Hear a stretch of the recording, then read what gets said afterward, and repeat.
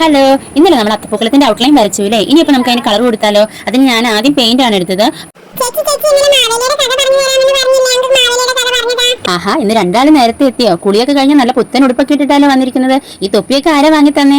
അമ്മുക്കുട്ടിയുടെ തലയിൽ ഒരു hair band ഉണ്ടല്ലോ, നല്ല ഭംഗിയുണ്ട് കേട്ടോ.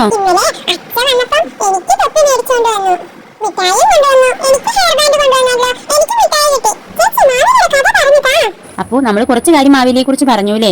പണ്ട് ഇവിടെയൊക്കെ ഭരിച്ചിരുന്നത് രാജാക്കന്മാരായിരുന്നു. അതേപോലെ ഒരു രാജാവായിരുന്നു ആര്? മഹാബലി. അസുര വംശജനാണെങ്കിലും അദ്ദേഹം നല്ലൊരു രാജാവായിരുന്നു. തൃക്കാക്കര ആസ്ഥാനമാക്കിയാണ് മഹാബലി രാജ്യം ഭരിച്ചിരുന്നത്. വിഷ്ണു ഭഗവാന്റെ ഭക്തനായ പ്രഹ്ലാദന്റെ അഥവാ പ്രഹ്ലാദ രാജാവിന്റെ കൊച്ചുമകനായിരുന്നു മഹാബലി. മഹാബലി മഹാമനസ്കനും ദാനശീലനുമായ വ്യക്തിയായിരുന്നു. അദ്ദേഹത്തിനോട് സഹായം തേടി ചെല്ലുന്നവർക്കെല്ലാം അദ്ദേഹം ധാരാളം സഹായം ചെയ്തു കൊടുത്തിരുന്നു. മഹാബലിയുടെ ഭരണത്തിൽ മറ്റു രാജാക്കന്മാർക്കും ദേവന്മാർക്കും വലിയ അസൂയയായിരുന്നു.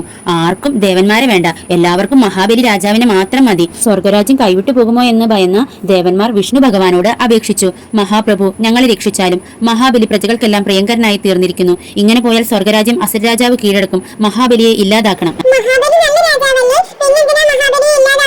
അപ്പോ അതെന്താണെന്നോ? ഓരോ ദിവസം കഴിയുന്തോറും മഹാബലിയുടെ പ്രശസ്തി വർദ്ധിച്ചു. ഇത് ദേവന്മാരെ രോക്ഷാകുലരാക്കി. ശക്തി നഷ്ടപ്പെടുമെന്ന് ഭയന്ന് അവർ മഹാബലിയെ തടയാൻ ഞങ്ങളെ സഹായിക്കാനാണ് മഹാവിഷ്ണുവിനോട് അപേക്ഷിച്ചത്. തൽഫലമായി മഹാവിഷ്ണു തന്റെ വാമനാവതാരത്തിൽ മഹാബലിയുടെ രാജ്യത്തിലെത്തി. ആ സമയത്ത് മഹാബലി പ്രഭാത സമയത്തെ പ്രാർത്ഥന കഴിഞ്ഞ് ബ്രാഹ്മണർക്ക് ദാനം നൽകുവാനുള്ള തയ്യാറെടുപ്പിലായിരുന്നു. തന്റെ മുമ്പിലെത്തിയ ദരിദ്രനായ ബ്രാഹ്മണ ബാലനെ കണ്ടപ്പോൾ മഹാബലി എന്താണ് ആഗ്രഹിക്കുന്നത് എന്ന് ചോദിച്ചു. 3 അടിയായി മൂടാവുന്ന ഭൂമി വേണമെന്ന് ആ കുട്ടി പ്രതികരിച്ചു. ബാലന്റെ ആഗ്രഹം മഹാബലി അനുവദിച്ചു. എന്നാൽ വാമനൻ ഒരു സാധാരണ വ്യക്തിയല്ല എന്ന് മനസ്സിലാക്കിയ അസുര ഗുരുവായ ശുക്രാചാര്യൻ വാമനന് ഭൂമി ദാനം ചെയ്യുന്നതിൽ നിന്നും മഹാബലിയെ വിലക്കി.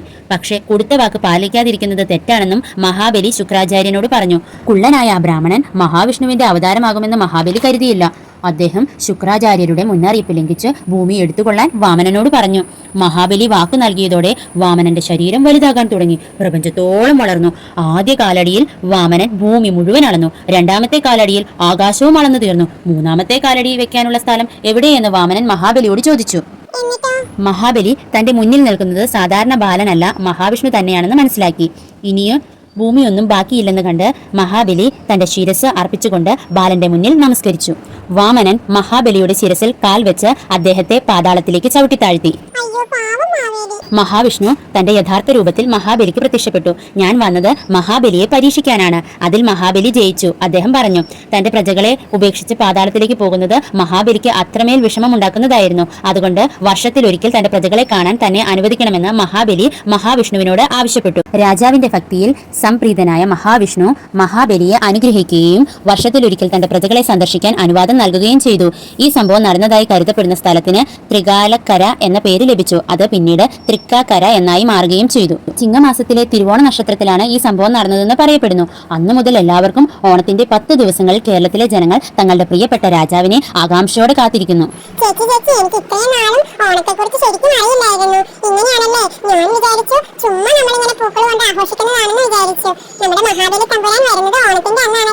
അപ്പു അമ്മു, നിങ്ങൾ സ്കൂളിൽ പഠിച്ച ഒരു പാട്ടില്ലേ മാവേലിയെ കുറിച്ച്? മാവേലി നാടു വാണിടും കാലം. ആ പാട്ടിൽ വിവരിക്കുന്നത് മഹാബലിയുടെ ത്യാഗത്തിന്റെ കഥ ഓണവുമായി ബന്ധപ്പെട്ടിരിക്കുന്നു എന്നുള്ളതാണ്.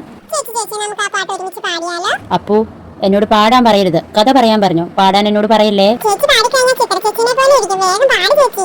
അപ്പു പറഞ്ഞതുകൊണ്ട് പാടാം. മാവേലി നാടു വാണിടും കാലം മനുഷ്യരെല്ലാരും ഒന്നുപോലെ ആമോദത്തോടെ വസിക്കും കാലം ആപത്തങ്ങാർക്കും മുട്ടില്ല താനും കള്ളവുമില്ല ചതിയുമില്ല എല്ലോളമില്ല പോളി വചനം കള്ളപ്പറയും ചെറുനഴിയും കള്ളത്തരങ്ങൾ മറ്റൊന്നുമില്ല മാവേലി നാടു വാണിടും കാലം മനുഷ്യരെല്ലാരും ഒന്നുപോലെ ആദികൾ ജാതികളൊന്നുമില്ല ബാലമരണങ്ങൾ കേൾക്കാനില്ല ദുഷ്ടരെ കൺകൊണ്ടു കാണാനില്ല നല്ലവരല്ലാതെ ഇല്ല പാരിൽ മാവേലി നാടു വാണിടും കാലം മനുഷ്യരെല്ലാരും ഒന്നുപോലെ ആമോദത്തോടെ വസിക്കും കാലം ആപത്തങ്ങാർക്കും മുട്ടില്ല താനും.